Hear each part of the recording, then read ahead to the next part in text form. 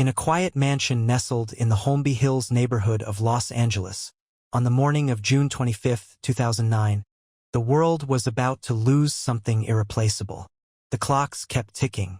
The city outside continued its rhythm. But behind closed doors, a chain of events had begun. A chain that no amount of talent, fame, or wealth could reverse. What you are about to hear is not simply the story of a death. It is the story of a man who had simultaneously reached the peak of his creative powers and the absolute limit of his physical endurance. It is the story of the systems surrounding a superstar: managers, doctors, assistants, and what happens when those systems fail to protect the person at the center. Before we begin, there is a question worth reflecting on. When a person reaches the level of global fame that Michael Jackson had, do those around him truly protect the man? Or do they only protect the machine he had become? Part 1. The pressure that built the stage. By 2009, Michael Jackson was carrying a financial debt that few corporations, let alone an individual, could sustain. His outstanding debt was estimated at around $400 million. A staggering sum accumulated over years of legal battles, living expenses, and a long absence from touring, which had once been his greatest source of income. The answer, or what seemed like the answer at the time, was the This Is It concert series. 50 shows at the O2 Arena in London. A carefully constructed plan to reclaim his throne in entertainment, pay off his debts, and secure the long-term financial future of his 3 children. On paper, it was an ambitious but reasonable plan. In reality, it placed a man who was already exhausted into one of the most grueling performance schedules imaginable. People present at the rehearsals at Staples Center in Los Angeles described 2 very different images of Michael Jackson. On some days, he was mesmerizing, moving across the stage with precision and fluidity that left dancers breathless. On other days, he appeared unwell, shivering despite the warm California weather, struggling to maintain the physicality he had once performed with ease. What drove him forward despite those signs? Was it dedication to his craft, love for his children, financial pressure, or something more complex? A deep psychological need to prove himself one final time to a world that had spent years trying to destroy his reputation? Part 2. The medical arrangement that should never have existed. At the heart of what followed was a medical arrangement that most qualified physicians describe as unjustifiable. Michael Jackson suffered from severe chronic insomnia, a condition that had plagued him for years and worsened dramatically under the high-pressure environment of preparing for the This Is It shows. To combat the insomnia, Jackson was using propofol, a powerful anesthetic normally used in clinical surgery. This is not a sleep aid in the conventional medical sense. It induces unconsciousness by suppressing the central nervous system and requires continuous monitoring by trained anesthesiologists in a fully equipped medical setting. Used outside that environment, it is extremely dangerous. Dr. Conrad Murray, a cardiologist hired as Jackson's personal physician, agreed to administer propofol at home, a clear violation of basic standards for the drug's use. He reportedly justified it as a temporary measure while seeking alternatives, but in practice, this had been happening for many weeks leading up to the night of June 24th. Consider what that meant. A man being put under anesthesia in his own bedroom night after night, without the necessary monitoring equipment or emergency infrastructure required for safe use of the drug. And those who knew about it, whether due to financial dependence on Jackson, fear of disappointing him, or professional irresponsibility, allowed it to continue. Pause for a moment and ask yourself, how many warning signs does it take for those around a person in crisis to intervene? And why does the threshold for intervention seem to rise the more powerful and famous the person at the center becomes? Part 3. The Last Night and Morning. On the evening of June 24, 2009, Michael Jackson attended his final rehearsal at Staples Center. Those present described an incredibly intense performance, particularly his rendition of Earth Song, delivered with powerful emotional intensity that contrasted sharply with the physical frailty seen in private moments offstage. He returned to his rented Holmby Hills mansion in the early hours of June 25th. According to testimony presented in the subsequent criminal trial, Dr. Murray administered a series of sedatives over several hours to help Jackson sleep, including lorazepam and midazolam. When those failed to induce unconsciousness, Jackson reportedly requested propofol directly. Around 10:40 a.m., Murray injected a dose of propofol. According to his own account, he then left the room for a short time. When he returned, Jackson was unresponsive. What happened in the critical minutes that followed became one of the most scrutinized sequences of events in modern legal history. Murray did not immediately call emergency services. Instead, according to the testimony of Alberto Alvarez, Jackson's security guard who was summoned to the room, Murray instructed Alvarez to remove vials of medication and an 4-bag containing a milky white liquid, later identified as propofol, before calling 911. That delay and that instruction formed the foundation of the prosecution's case against Murray. It was not merely carelessness in a moment of crisis. It was a clear effort to control the information that first responders would receive, and in doing so, it may have eliminated the final chance for intervention. Part 4. The emergency response and its failures. When the 911 call was finally made at 12:26 p.m., the dispatcher immediately recognized the gravity of the situation and began guiding CPR efforts. What the dispatcher could not know was that resuscitation attempts were being performed on a soft mattress, a surface that absorbs rather than supports chest compressions, rendering the technique largely ineffective. Paramedics arriving on scene found the patient without a pulse and began resuscitation efforts. But they worked without full information about what had occurred. They were not told that propofol had been used. Without that information, they could not apply targeted interventions that might have addressed the true cause of Jackson's cardiac arrest. In other words, they were treating symptoms without knowing the root cause.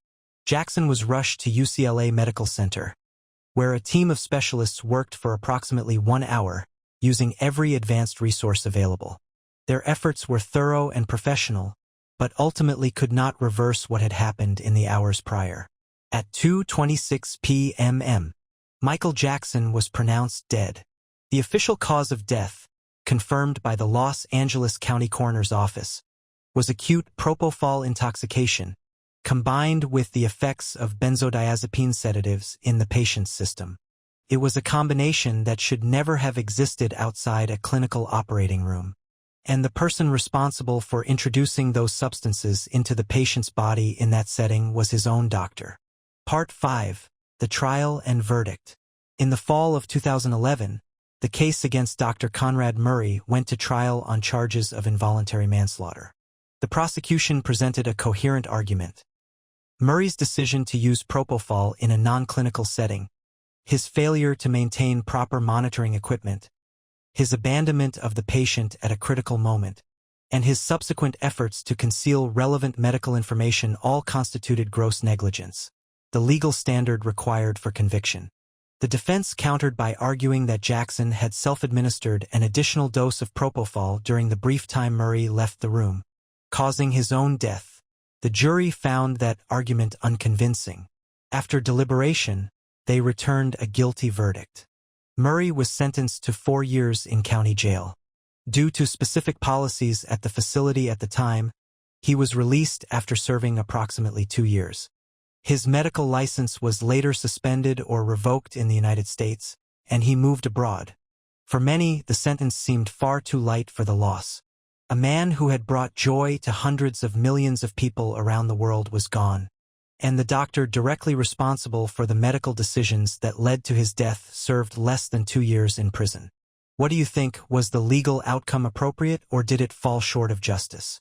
It is a question that continues to be debated among legal scholars, fans, and anyone who followed the case closely. Part 6. The family's perspective and unanswered questions. LaToya Jackson, Michael's sister, was one of the most vocal family members, expressing the belief that the official explanation of her brother's death did not fully reflect the truth. In interviews conducted in the months after his passing, she argued that Murray did not act alone, that the conditions surrounding Michael's final months reflected a systemic failure by those managing his career and finances, rather than the actions of one individual. She questioned who hired Murray, who orchestrated the circumstances that placed such enormous pressure on Jackson, and who stood to benefit financially from the insurance policies tied to the This Is It concerts. These are not questions with simple or fully documented answers, and it is important to clarify that they remain in the realm of public speculation rather than established legal findings. What is documented and confirmed is that the ecosystem surrounding Michael Jackson in his final months was not organized around his health. It was organized around a performance, a spectacular, commercially significant performance that required him to perform regardless of his physical condition.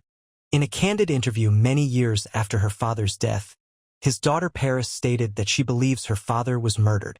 She described a man who, in his final weeks, expressed fear that those around him wanted to harm him. Whether that fear reflected a weakened mental state due to medication, a rational response to real threats, or a combination of both, we cannot say with certainty. What we can say is that a child lost her father, and the circumstances leading to that loss were not inevitable. They were the product of decisions made by people with different priorities. Part 7. The artistic legacy he left behind. Amid all the tragedy and complexity surrounding his final months, it is worth pausing to reflect on what the rehearsal footage from This Is It truly reveals about Michael Jackson as an artist in the final chapter of his creative life. The footage shows a man who could still command the stage with extraordinary authority. His musical instincts, spatial awareness, and connection with the audience remained fully intact. He could convey the deep emotion of a song with a single gesture more effectively than most artists achieve in an entire elaborately choreographed performance. Watch the rehearsal footage of Smooth Criminal, and you will see a man who had lived that music for decades and understood it down to the smallest detail. The legendary anti-gravity lean, made possible by a patented shoe system anchored to the stage, was not merely a gimmick. It was proof of what happens when physical innovation serves artistic expression. Or consider Thriller, which was refreshed for the tour with new cinematic elements and advanced surround sound technology to amplify Vincent Price's narration. Jackson refused to change the original key of the song, despite the physical strain it placed on his voice after nearly 3 decades. That was not stubbornness. It was an artist upholding his standards. Or Earth Song, from that final rehearsal on June 24th, where he performed with a crane lift, high-resolution projections of environmental destruction, and a staging concept that transformed a musical performance into a communal statement. A physically weakening man delivering a piece about the fragility of the world. There is something profound and painful in that contrast. Part 8. The recording left for the world. Played during the 2011 trial, a recording made on May 10, 2009, just weeks before Jackson's death, provided what many consider the deepest insight into his state of mind at that time. In the recording, his voice is slow and reflects physical exhaustion. Yet his words convey complete emotional clarity. He spoke about his desire to build a world-class medical facility for children.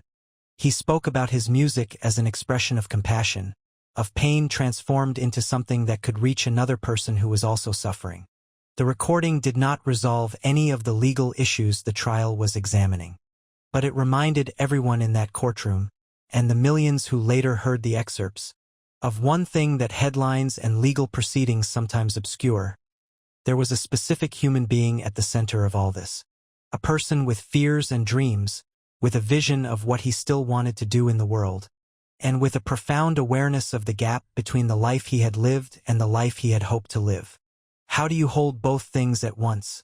His enormous cultural impact and the private reality of a fearful, exhausted man surrounded by people with conflicting interests? That tension cannot be neatly resolved. It simply exists, and that is part of what makes this story impossible to dismiss. Part 9. Grief that crossed all borders. When the news spread on the afternoon of June 25, 2009, the reaction on the internet was unprecedented. Search engines slowed under the massive traffic. Twitter systems struggled to handle the enormous volume of simultaneous posts. Television networks interrupted regular programming and did not resume for hours. People gathered in public spaces in cities across every continent. Strangers sat together on the steps of public buildings and cried, or stood in silence, or played music from their phones toward the sky. The loss was felt with a startlingly personal intensity by people who had never met him and never would. On July 7th, the memorial service held at Staples Center, the very venue where some of his final rehearsals had taken place, drew nearly 1,700 people inside the building and tens of millions more watching via television and streaming. Mariah Carey performed. Stevie Wonder performed. His daughter Paris spoke publicly for the first time, in a simple, deeply moving moment, saying that her father was the best father she could ever imagine. That moment, a child saying those words before a crowd, in that building, after everything that had happened, captured the essence of the gap between the public legend and the private reality. To the world, Michael Jackson was an icon. To his 3 children, he was simply their father. Conclusion: 15 years have passed, and the questions have not been fully answered. The legal proceedings are over. The medical facts are documented. His artistic legacy is immense and continues to reach new generations of listeners and viewers who were not even born when he was at his peak. But the deeper questions about responsibility, about the systems surrounding celebrities, about the price of sustained extraordinary fame, those questions remain open. They deserve to be asked not only about Michael Jackson but about the structures that create and sustain that level of fame in any era. There are things we know, and things we can only speculate about. What we know is recorded in court documents, investigative reports, and hours of rehearsal footage. What we speculate about lies in the space between the official record and what only those present in that room truly knew. Before we continue, take a moment to think about this. Of everything you've heard today, what surprised you the most? In your opinion, what is the most important part of this story that has not received enough attention? Leave your thoughts below. Conversations like this, grounded in facts, open to complexity, and honest about uncertainty, are what make a community worth being part of. If this style of storytelling is what you're looking for, staying connected is the way to make sure you don't miss what's coming next.